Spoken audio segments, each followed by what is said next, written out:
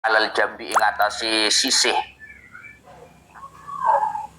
sisih al aisari kang kiwa apa al jambi bila udrin kelawan tanpa udzur famustalqiyan salat hale melumah ala dhahrihi ing atase gegere syahas wa akhmasahu hale utawi delamaan lorone syahas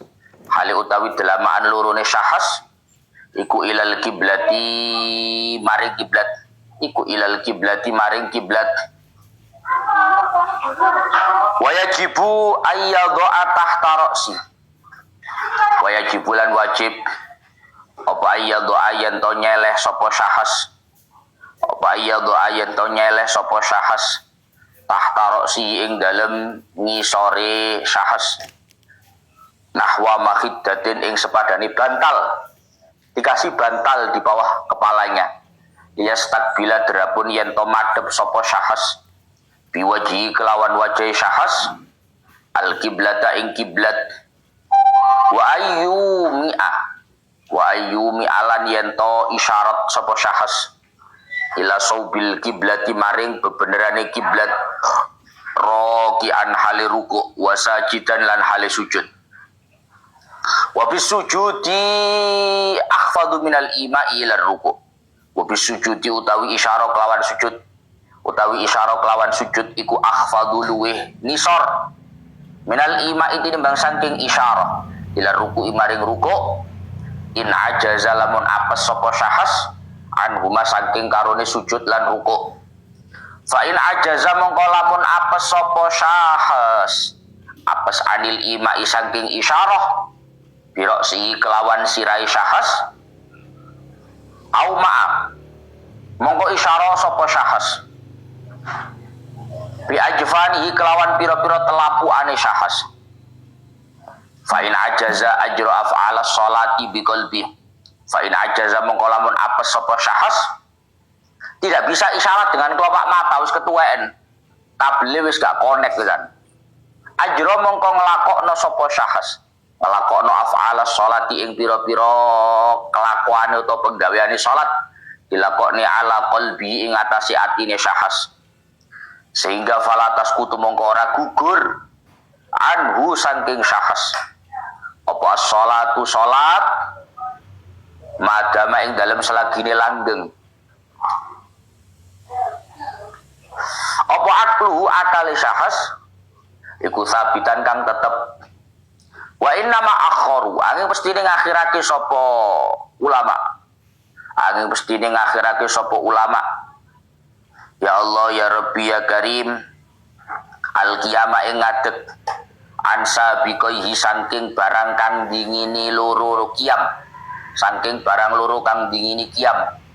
padahal ma'ataqaddumihi sertane oleh dingini kiam alaihi ma ing atase karone sabiqaihi dianna uma krana sak temene karone sabiqaihi iku ruknani dadi rukun karone hatta fin nafli hingga ing dalam salat sunnah wa huwa hale utawi qiyam iku ruknun dadi rukun fil faridati ing dalam salat fardu faqat belakani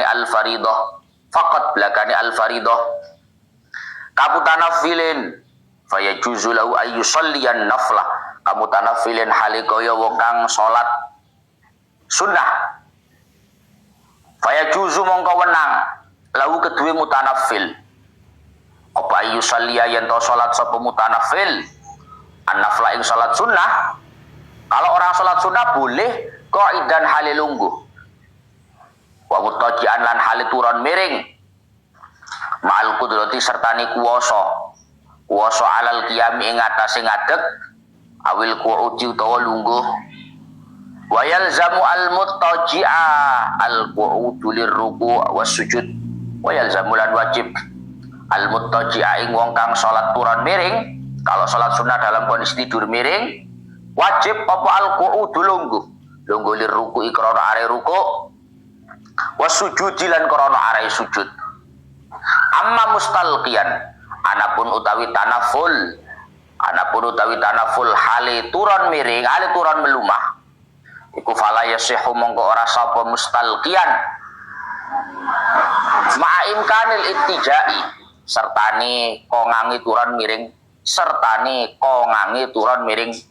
wa fil majmu' lan iku tetep ing dalam kitab majmu' italatul qiyami afdalu min taksirir rakaati utawi dawu italatul qiyam maknane italatul qiyam utawi ndawaake ing ngadeg iku afdalu luwe utama min taksirir rakaati tinimbang saking ngekehake pira-pira rakaat. Wa fi raudhati lan iku tetep ing dalam kitab Raudhah. Tatwilus sujud afdalu min tatwilir ruku. Tatwilus sujudi utawi ndawaake ing sujud iku afdalu luwe utama min tatwilir ruku tinimbang saking ndawaake ing ruku. Min tatwilir ruku bayane tinimbang saking ndawaake ing ruku. Wa rabi'uha qira'atu Fatihatin pun. Sekarang melanjutkan tentang rukun sholat yang ketiga. Kemarin sudah disebutkan bahwa rukun sholat yang ketiga adalah berdiri bagi yang mampu baik dengan dirinya sendiri atau dengan bantuan orang lain di dalam sholat fardu, meskipun sholat fardunya itu nazar ataupun sholat yang diulangi untuk kedua kalinya.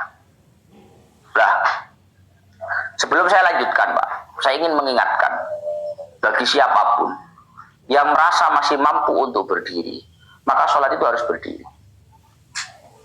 Bahkan di dalam kitab ini dikatakan au bi ghairi, meskipun kemampuannya untuk berdiri itu dengan bantuan orang lain. Apalagi kalau dia mampu berdiri dengan dirinya sendiri, meskipun tidak total dalam sholat. Paham Mas? Kadang ada orang itu kuat berdiri dalam durasi sekian, tapi nggak kuat dalam durasi sekian. Maka dia tetap wajib berdiri dalam durasi yang dimampui. Mohon maaf, saya kira akeh wong budal nang masjid. Banyak orang budal berangkat ke masjid itu jalan kaki, Pak. Kuat. Gak ngesot. Jalan kaki. Tutup masjid sembayangnya long. Wah, akeh. Kemana masjid-masjid saiki yo menyediakan kursi lipat. Mana kursi lipat gak digawe. Jauh kok budal teko omah udah mlaku, Pak. Tutup masjid iso dipasang kursi lungguh.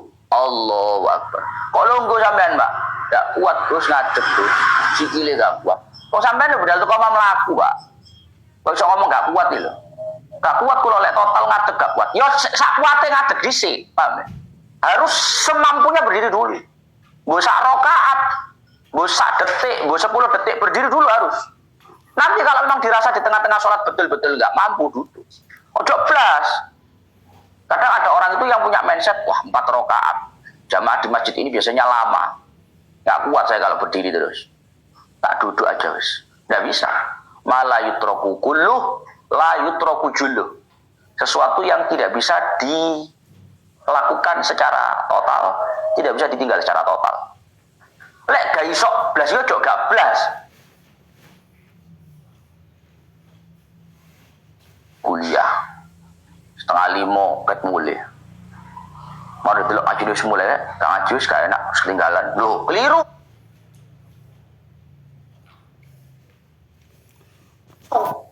Malah yutroku kulluh, la yutroku kulluh. Sesuatu itu kalau nggak bisa dilakukan secara total, ya jangan ditinggal secara total.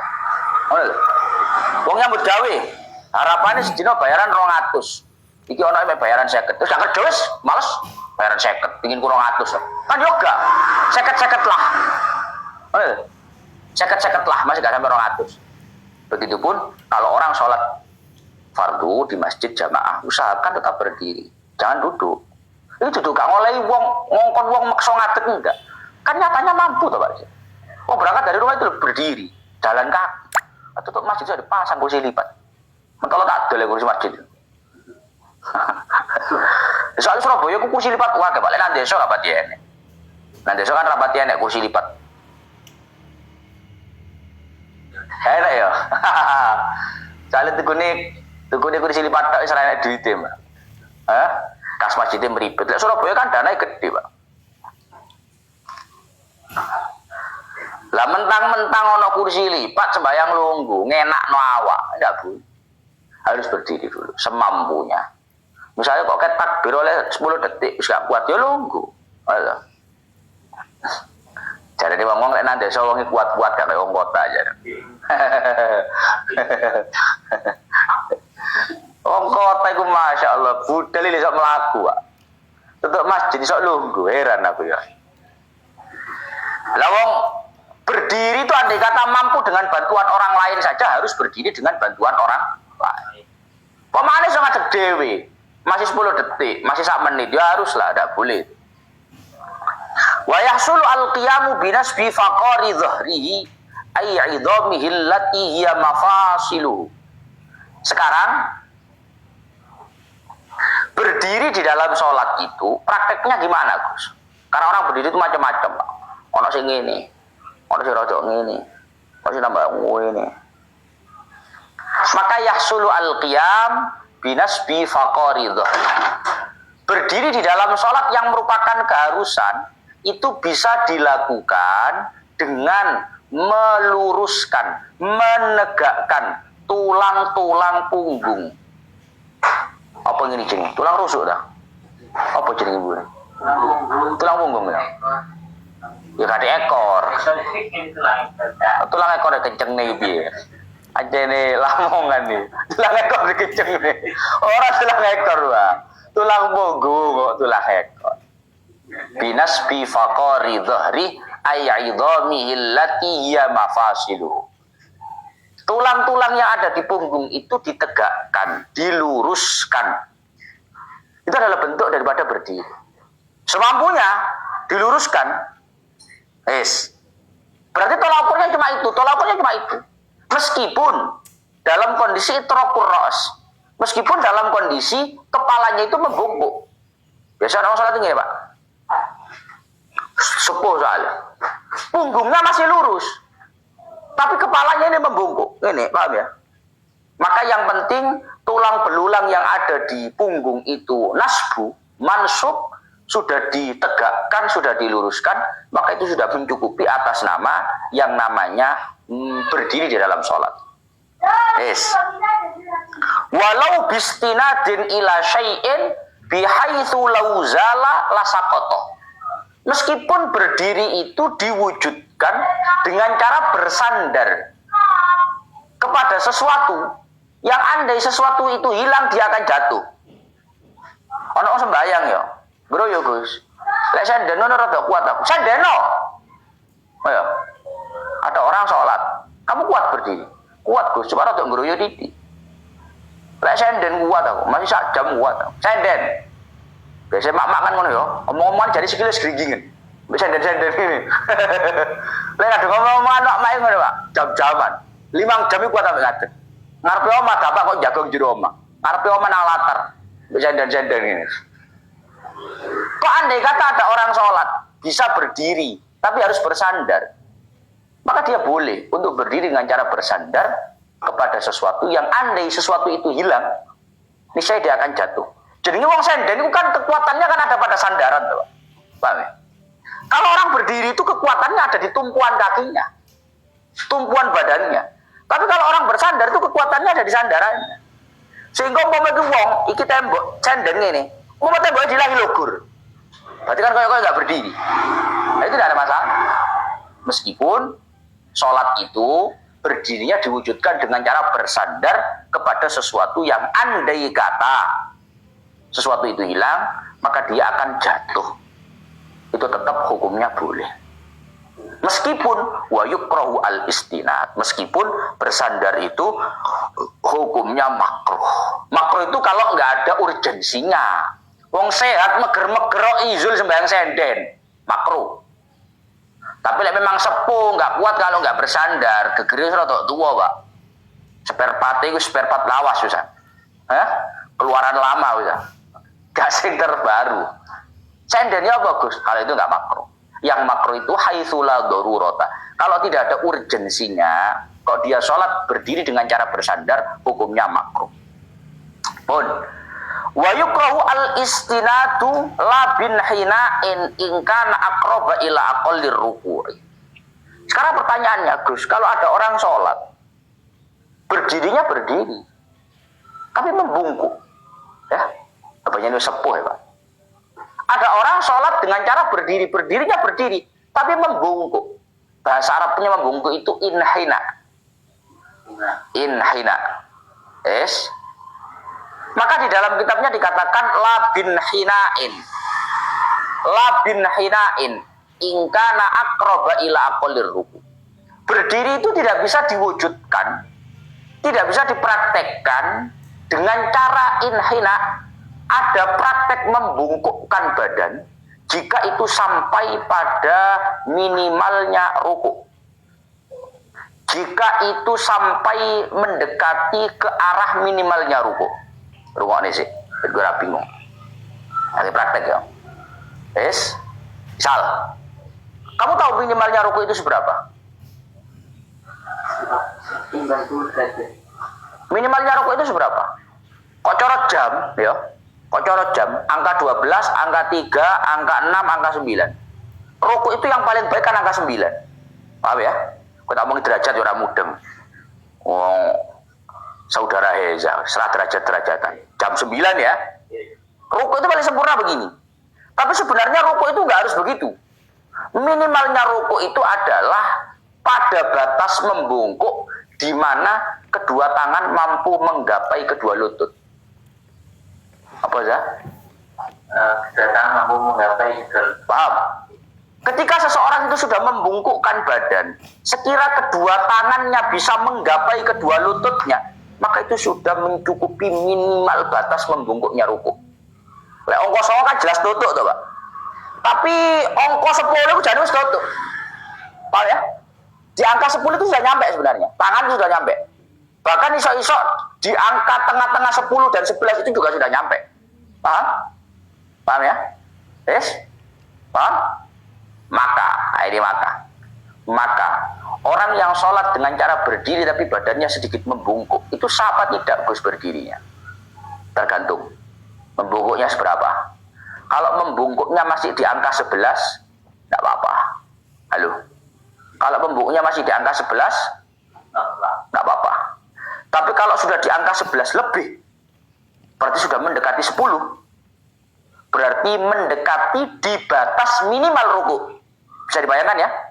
Mendekati di batas minimal ruku. Maka itu nanti tidak dikatakan berdiri. Apa maksud saya? Maksud apa paham? Mau ngomong derajat ya orang mudeng gue. Serah derajat-derajatan. Jam lho Pak.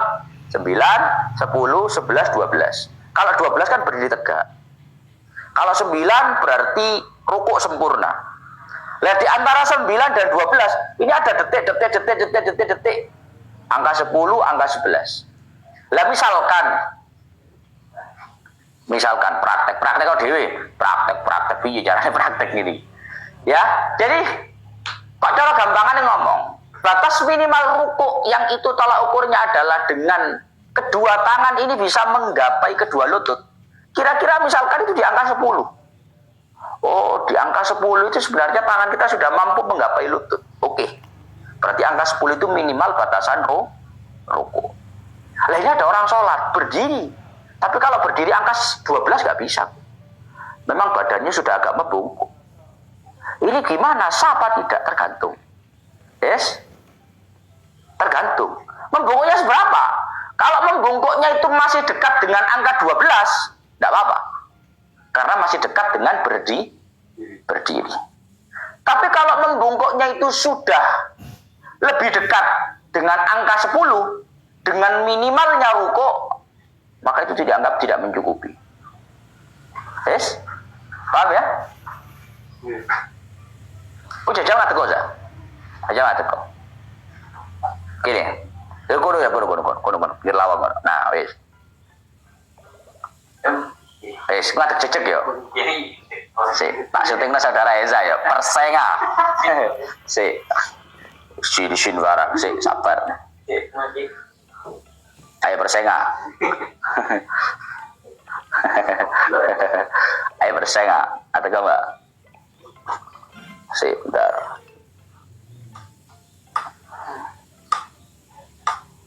Kok welek syuting mbak? Itu ngadeg jejeg ya? Rukuk. Angka 9. Angka 9. Nah, ini angka 9. Ini angka 9. Kamu agak tegak, tanganmu yang paling tutuk. Tangan kamu yang paling nyampe ke lutut seberapa? Lah, sakmono kan tutuk ya. Berarti ini batas minimal ruku. Ini batas minimal ruku. Munggah titik.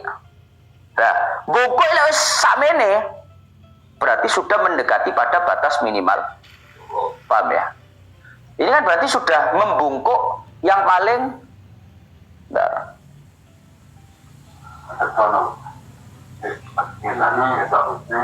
Nah, saya jajal angka 9. Seret. Nah, ini angka 9. Angka 9. Angka 12. Ya, angka 12. Yo ojo ngono, iku angka 1 tadi ini. Cecek. Nah, ini angka 12, Angka 12. Yo. Angka 9 mau piye? Agak naik sekira tangan kamu nyampe untuk lutut. Paling mentok. Naik. Ah, wis lutut yo. Bongkok segini ini sudah tangan bisa nyampe untuk memegang lutut. Berarti ini batas minimal ruku. Maka kalau membungkuknya orang itu sudah mendekati ke ini sudah tidak dianggap berdiri. Rotok munggah didi. Nah, bongkok lek sakmene gak sah digawe ngadeg salat. Lungguh mawon, Mbah, jenengan, Mbah. Pun mboten ngatasi ngadeg niku. Tasik kiat kok kula mboten masalah tasik kiat niki. Bungkuke jenengan niku lho. Membungkuknya panjenengan itu sudah mendekati ke batas minimal ruku salat. Nah, ono wong sembahyang ngono ya. Kok kuwates kok nak membel kaya mbah-mbah ngono. Jadi kalau ada orang sholat membungkuknya itu sudah pada batas yang mendekati minimal ruku, maka itu dianggap berdirinya tidak sah. Bukan berarti kalau sembahyang tapi tidak usah berdiri tapi duduk. Ya, paham ya? Yang lain sudah ya. Ulang apa nih sing ulang?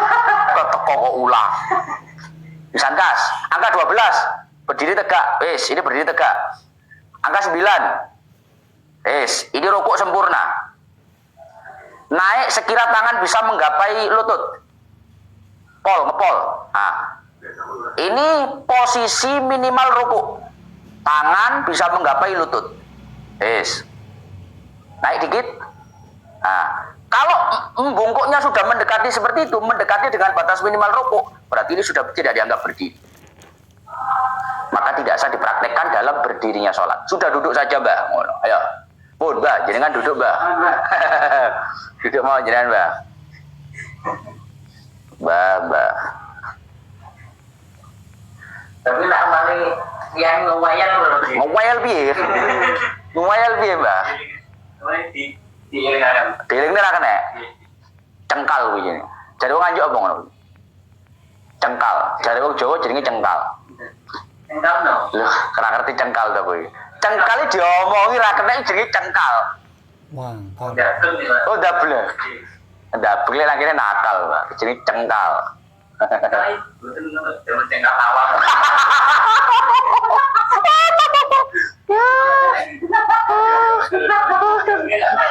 Cengkal kayak gajine lawan kan. Ya Allah. Kok yo enak. Dua santri kok ya unik pun gue saudara Eza ini. Ya Allah. Anak sing takok, Mbah, tolong itu rokoknya yang mempraktekkan apa jarene? Mau tak bonusi jarene ngono. Wah. Rokoknya apa aja? Rokok mau apa, Mbah? Surya.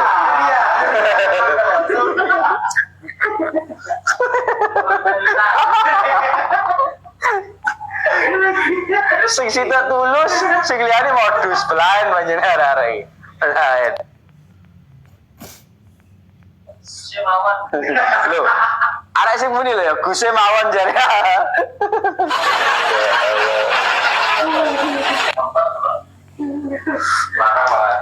Wis.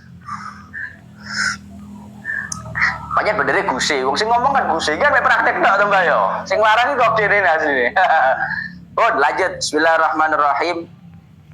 Illam ya'jiz an tamamil intisab. Jadi berdiri itu tidak bisa dipraktekkan.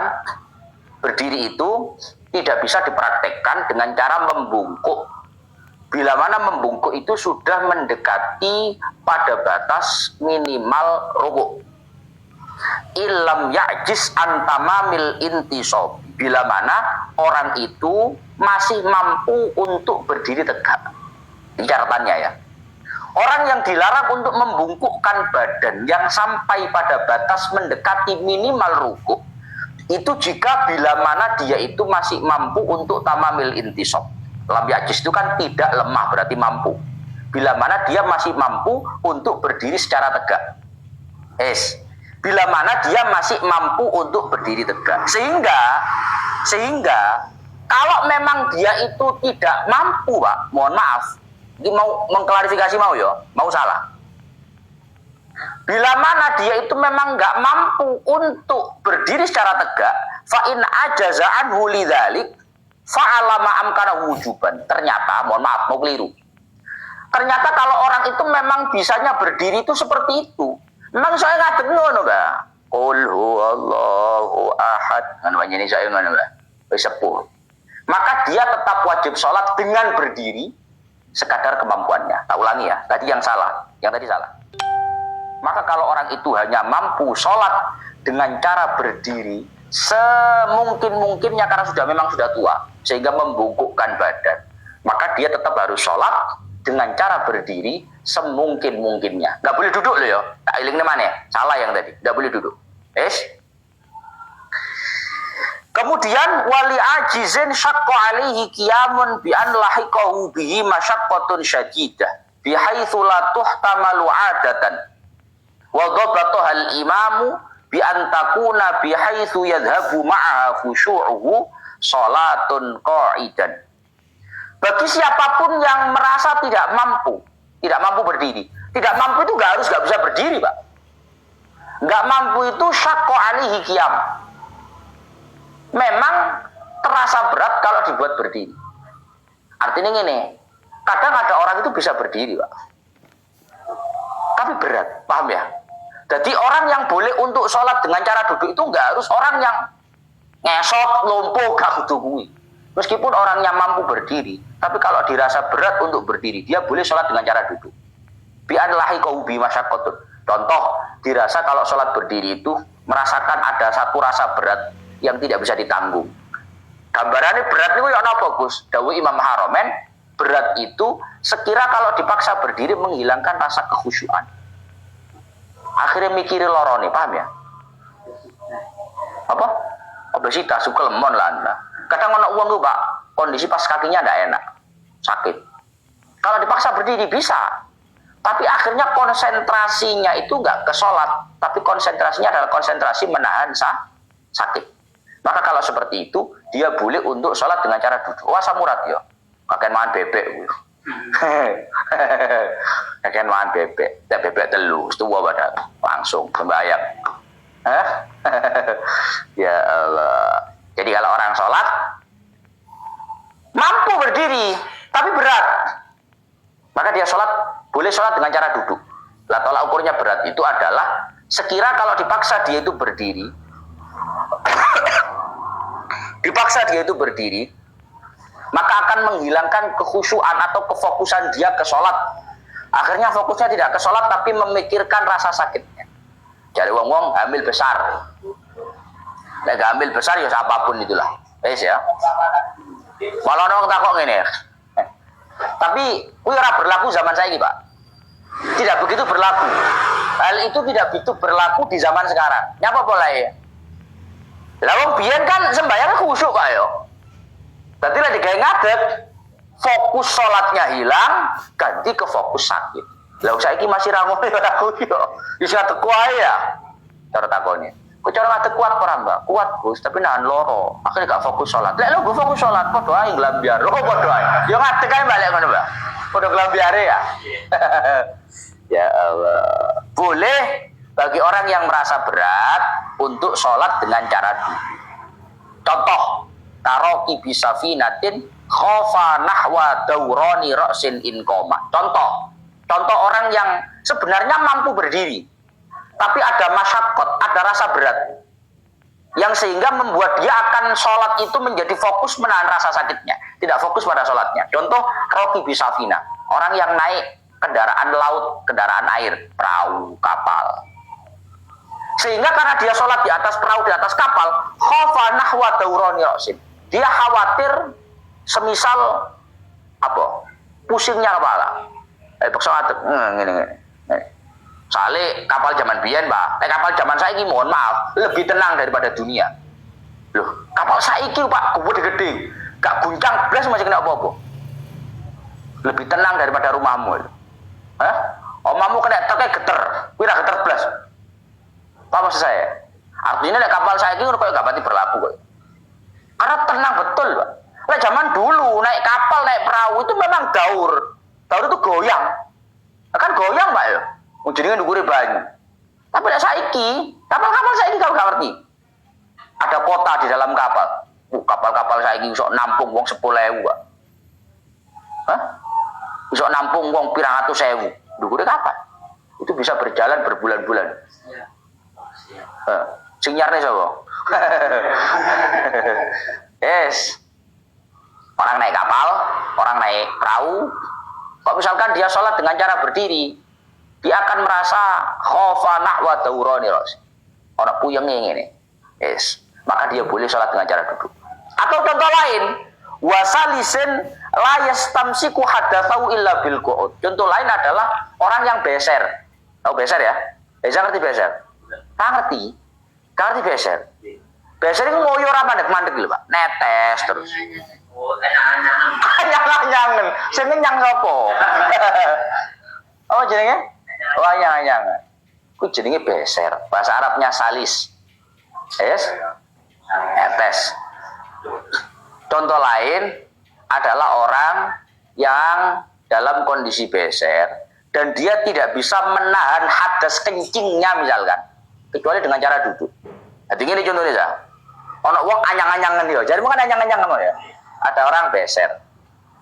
Karena dia beser, akhirnya kondo nang kiai. Yai, kula niki lek salat ngadeg netes yai. Ya. Tapi lek salat lungguh mboten netes, soalnya ngene manuke lah. Lho iki tenanan kita ngono kuwi. Lho, kita ngono kuwi wasalisin la yastamsiku hadatsau illa bil qul. Orang yang beser yang tidak bisa menstop hadasnya, misal kencing, kecuali dengan cara duduk. Jadi ngono kondone nang yai ngono. Yai ngapunten yai. Kula niki lek salat ngadeg yai, netes terus yai. Masih disumpel kapat pancet netes. Tapi lek lungguh rada aman yai tak ndangakno sithik sare. Ya apa yai lek ngono? Maka orang ini boleh salat dengan cara duduk. Paham ya? Ini termasuk contoh orang yang sholat, orang yang boleh untuk sholat dengan cara duduk. Wis ya? Paham ya? Termasuk praktek yang memperbolehkan orang sholat dengan cara duduk. Daripada ngadeg netes, tidak bisa istimsakul hadas, tidak bisa menahan hadas, duduk saja. Lek memang duduk iso nahan hadas. Lek podo-podo ngadeg gak iso nahan, lungu gak iso nahan, yo ngadeg. Paham ya? Wis. Wayan hani alqaidu liruku'i bihaitsu tuhadi jabhatuhu ma qaddama rukbataihi. Wis. Ketika seseorang itu sholat yang semestinya berdiri, kok dia lakukan dengan cara duduk? Pertanyaannya, nanti rukuknya gimana? Halo. Kalau sholat berdiri, rukuk kan normal begini. Nah sekarang kalau orang sholat duduk, pertanyaannya nanti rukuknya gimana? Yanhani al-qaid, orang yang sholat dengan cara duduk itu nanti ketika rukuk membungkukkan badan bihaitsu tuhadi jabhatuhu, sampai sekira keningnya, nanti kening za? Apa itu? Jidatnya, batuknya sejajar dengan bagian depan lutut. Ya, cara rukuknya orang yang sholat duduk itu adalah membungkukkan badan sampai jidat, kening sejajar dengan lutut bagian depan. Yes. Jadi bungkuk ini. Lek buk keker dengkul wis ketok, berarti wis. Itu caranya ruku. Praktek dhewe. Ngene praktek kok. Cukup. Mau prakteknya barai barai ongkos mana barai itu. Ratik. Praktek paham dhewe lah. Far'un. Qala syekhuna yajuzu limaridin amkanahul qiyamu bila masyaqqatin. Lawin faroda la in shalla fi jama'atin illa ma'a julusin fi ba'diha as-salatu ma'ahum ma'al julusi fi ba'diha. Pun nggih. Jadi kalau orang salat dengan cara duduk tadi, rukuknya adalah dengan membungkukkan badan. Sekira jidat ini sejajar dengan bagian depannya lutut. Bungkuk ya, Pak. Sujudnya gimana, Gus? Sujudnya normal. Sujudnya normal, seperti orang sujud pada umumnya. Paham ya? Paham ya? Rukuk, bungkuk, sampai kening ini sejajar dengan bagian depannya lutut. Sujudnya normal, menempelkan jidat ke tempat sujud. Normalnya lah, sudah normalnya saja. Nah sekarang ada pembahasan begini. Yes. Berangkat dari pembahasan sholat harus berdiri. Ada satu cabang permasalahan. Ketika ada orang sakit, dia bisa berdiri. Yes. Ada orang sakit, dia bisa berdiri. Tapi nggak bisa lama. Yes. Atau nggak bisa dalam kondisi bareng-bareng. Artinya begini, ono wong ngomong takon mana nang kiai, Pak Yai. Kula niki Pak Yai, lek salat ijen ngadeg kuat. Tapi lek jamaah Pak Yai oleh rong rakaat lungguh ya. Duwe soalé. Kan gak melok duwe remote lek jamaah ya. Paham ora? Lek salat dhewe, lek sikile sudah do ngejer, dang-dang, rada cepet, buru-buru ya. Saling melok duwe remote. Tapi lek salat jamaah kan gak melok duwe remote. Sing kene wis ngecer ngene, sing kono sabbihisma rabbikal a'la, tambah ngecer wis iki. Sekarang pertanyaannya, kalau ada orang sakit, jika dia sholat sendirian, dia mampu berdiri secara total dalam sholat, mulai takbiratul ihram sampai salam. Tapi bila mana dia berjamaah, dia hanya bisa berdiri di sebagian sholatnya. Pertanyaannya, boleh nggak orang ini sholat jamaah? Apa harus sholat sendiri untuk belani berdiri di seluruh sholatnya? Paham ora? Apa nih sih? Paham ora Mbak? Piye? Orang yang sakit terus tidak mampu berdiri, mampu berdiri tidak biasanya sendiri, tapi tidak mampu berdiri biasanya berjamaah, mampu berdiri. Kamu kalau sholat sendirian, mulai takbiratul ihram sampai salam bisa berdiri. Tapi kalau sholat jamaah tetap berdiri, tapi nggak total. Paling 1 rakaat, 2 rakaat, 3 rakaat mentok. Nanti sebagiannya duduk, nggak kuat. Saya nggak boleh diremet. Pertanyaannya, wong koyok ngene iki kudu sembayang ijen belani ngadeg cek full. Opo oleh jamaah masih ngadege gak full? Orang seperti ini harus mengupayakan berdiri full sehingga harus sholat sendirian nggak boleh jamaah, atau tetap boleh jamaah meskipun berdirinya tidak full. Boleh jamaah atau tidak? Boleh. Boleh jamaah atau tidak? Boleh. Tenane? Ya juz. Orang ini boleh untuk berjamaah meskipun imbasnya adalah julus fi ba'dis sholah, menyebabkan dia akan duduk di sebagian sholatnya. Mergo perbandingannya, karena perbandingannya masih ada berdiri dalam jamaah dan berdiri di sholat sendirian. Beda lek ngene, kula lek sholat jamaah lungguh total wae. Lungguh pleng wis gak ngadeg blas. Awat blas kula. Tapi lek sholat ijen ngadeg. Lek ngono sebagai ijen. Paham ya? Perbandingannya begitu. Kalau perbandingannya masih bisa berdiri, jamaah lah. Kan poinnya berdiri jamaah. Kan ono duduke Gus. Duduke digandani fadilahe jamaah. Paham ya? Ngono lho mesti.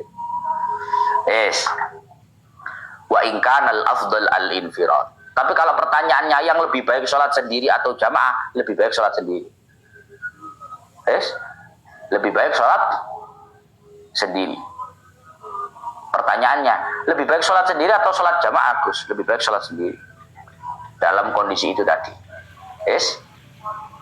Wa kadza idza qara al-Fatihata faqat lam yaq'ud aw surata qa'ada fiha. Jaza lahu qira'atuha ma'al qu'ud wa in kana al-afdal tarkaha. Ora maneh wong takon nang kiai, Pak Yai. Kula niki lek salat Pak Yai. Lek Fatihah tok ngono ngadeg kula. Fatihah tok ya. Tapi lek tambah surat-suratan masih kulu. Lungguh kula wae kulu. Paham ya? Paham ora? Kula niki lek salat Pak Yai, lek jamaah teng masjid sebagian kuat kula. Sembahyang teng griya, salat di rumah saya. Tapi Pak Yai saya ini kalau sholat pas berdiri baca Fatihah. Kalau baca Fatihah tok, baca Fatihah saja, langsung rukuk, berdiri saya sholatnya total. Tapi kalau saya baca Fatihah, habis itu baca surat, ya, lungguh kalau Pak Yai, duduk saya nanti.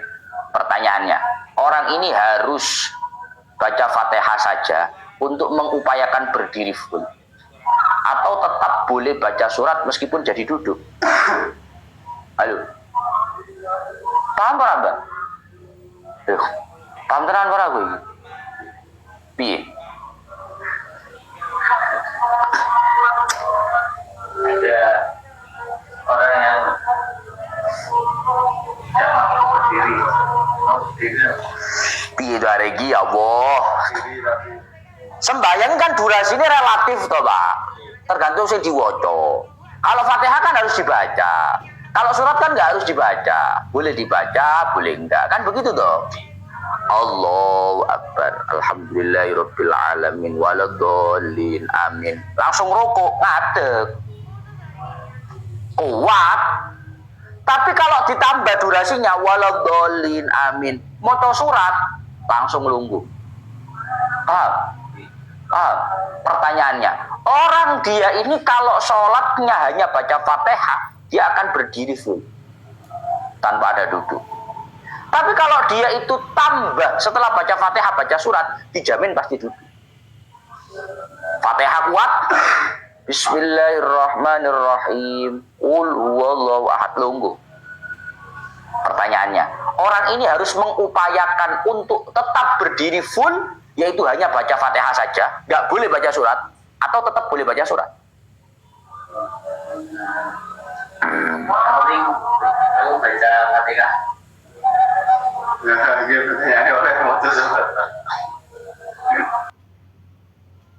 Lek baca Fatihah ini jelas Mbak, rasa dibahas. Kira ditakoni. Orang seperti ini boleh baca surat atau tidak? Karena kalau dia baca surat nanti jadinya dia duduk. Gak boleh. Nah, baca surat gue. Wah, baca surat barang. Kali lu gue. Fathul Mu'innya mengatakan wa kada idza qara al-Fatihata faqat lam yaq'ud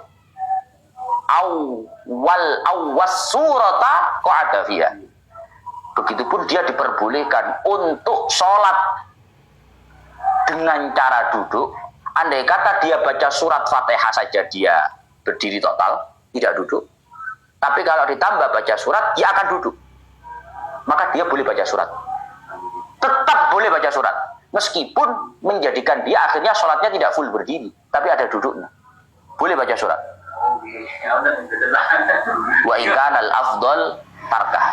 Meskipun kalau tanya yang lebih afdal mana Gus? Yang lebih afdal nggak usah baca surat, baca Fatihah saja.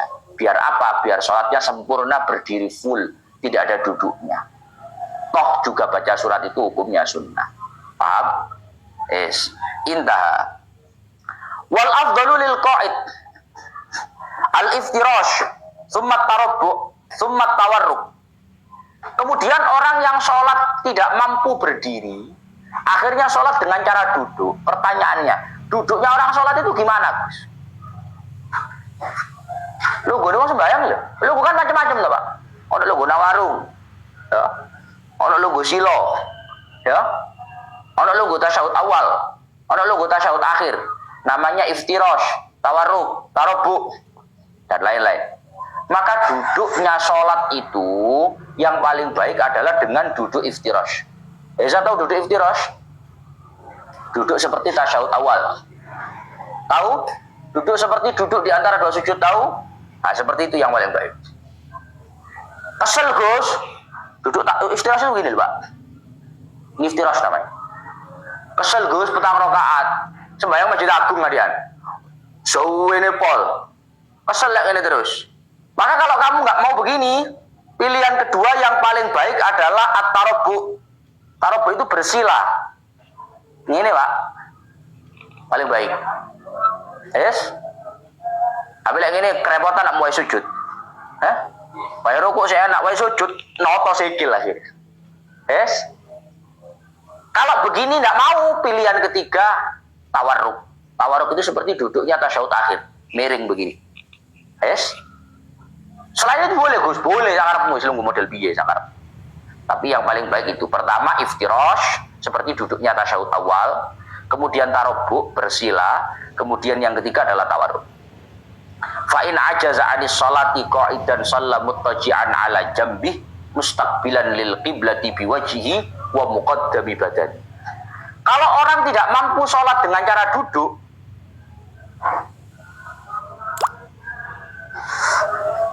kalau sembujung boleh. Kelas ngomong toh, cok sembujung. Kayak nyangkruk nang warung ini oleh. Alhamdulillahirabbil alamin. Duduk modal bagaimanapun boleh. Duduk kursi boleh. Sembujung boleh. Bagaimanapun boleh. Cuma 3 pilihan tadi itu yang paling baik. Yang nomor 1 iftirash, yang kedua tarabbu, yang ketiga tawarruk. Selain itu boleh. Boleh.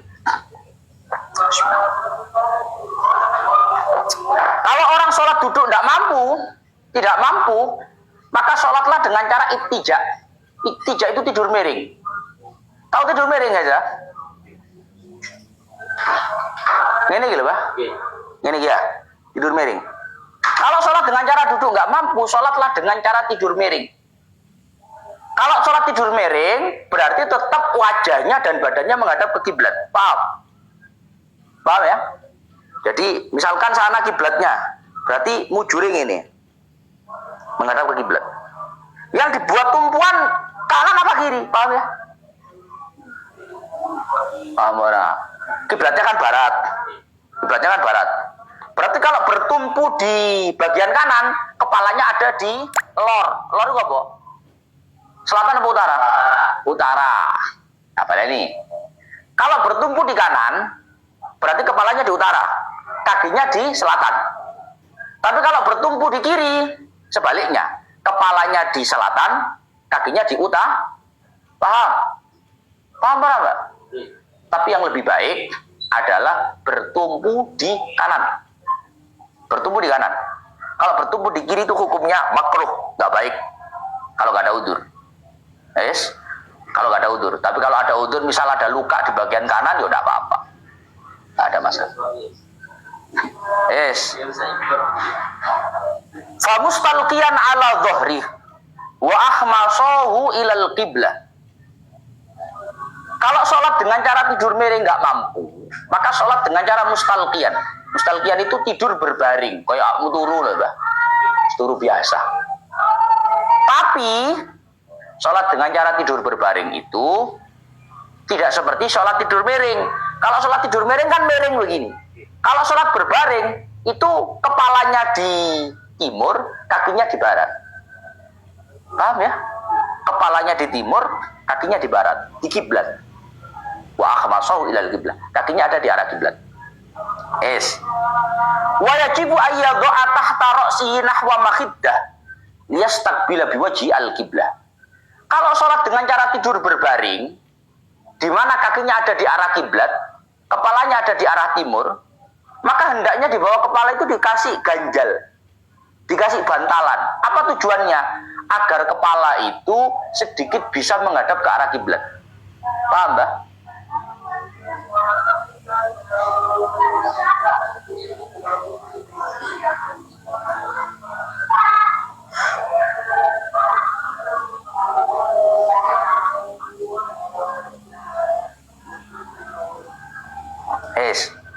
Kalau sholat dengan cara berbaring, tidur berbaring, kakinya di barat, kepalanya di timur, tapi kepalanya diganjel, pakai bantal atau apa agak sedikit tinggi, agar sedikit wajah itu bisa menghadap ke arah kiblat. wa ayyumi'a ila subil kiblati raki'an wa sajidan. Kalau tidur berbaring, nanti rukuk sujudnya gimana? Rukuk sujudnya gimana? Maka rukuk sujudnya kalau mampu, maka diisyaratkan ke arah kiblat dengan cara mengangkat kepala. Paham ya? Kan ini apa posisinya, Mbak? Ini tuh kiblat ya, sana ya. Kan gini tuh. Berarti gini. Lek kuat. Gini, diangkat. Isyaratnya rukuk dan sujud itu diangkat. Ya rukuk, ngangkat titik, sujud ngangkat lebih banyak. Wabis sujud akhwadu minal ima'i ila rukuk in ajaza anhuma. Isyarat untuk sujud tentu lebih tinggi ngangkatnya daripada isyarat untuk sujud untuk rukuk. Isyarat untuk sujud tentu lebih tinggi ngangkat kepalanya daripada isyarat untuk rukuk. Itu kalau nggak mampu rukuk dan sujud secara normal. Sakit kula Gus, rukuk koyo wong lungguh sakit kula. Sujud normal bisa. Berarti rukuk sujud seperti itu kalau bisa. Fa in ajaza anil ima'i bi ra'si au ma'a bi ajfani. Gak iso Gus, iki wis kali lemes tok iki. Wong iki bainal mahya wal mamat. Antara hidup dan mati. Kok dikongkon ngangkat kepala barang. Gak kuat ini. Ini sholat alhamdulillah. Maka gimana? Kalau tidak mampu rukuk sujud diisyarahkan dengan mengangkat kepala, maka rukuk dan sujud itu ataupun yang lain-lain, rukuk, i'tidal, sujud dan lain-lain itu diisyarahkan bi ajfani dengan kelopak mata. Tahu kelopak mata? Yes. Rukuk kedip. I'tidal kedip. Sujud kedip. Duduk di antara sujud kedip. Sujud kedip. Itu. Kalau nggak mampu mengangkat kepala sebagai gantinya rukuk dan lain-lain, maka isyarat dengan kelopak mata. Ini. Rukuk kedip, i'tidal kedip dan seterusnya. Yes. Fa in ajaza. Nggak mampu gue isyarat dengan kelopak mata, kabel pedot kabel. Lek ketuaan kan ngono Pak ya. Jangankan kok ngangkat badan, ngangkat tangan, ngangkat tubuh, ngangkat kepala. Kelopak mata kabel error kabel. Hah? Ditarik ono beler kok gak ngono. Karepane kedip ngene beler kok. Setuwon mennya. Sakitnya sudah parah. Kedip kok gak iso. Kan ada tuh Pak orang itu yang tinggal nafasnya saja antara urip sampai mati. Kedip wis gak blas. Maka kalau begitu gimana? Ajru arkana shalah biqalbi. Maka cara melakukan sholat untuk rukuk dan lain-lain itu dijalankan di dalam hati. Nanti dijalankan dalam hati. Jadi hati kerentek rukuk, dalam hati kerentek i'tidal, dalam hati kerentek sujud, dalam hati kerentek duduk di antara dua sujud, dalam hati kerentek sujud, dalam hati kerentek rukuk, seterusnya. Falatas kutu'an bussolatu mada ma'akluhu sabidah.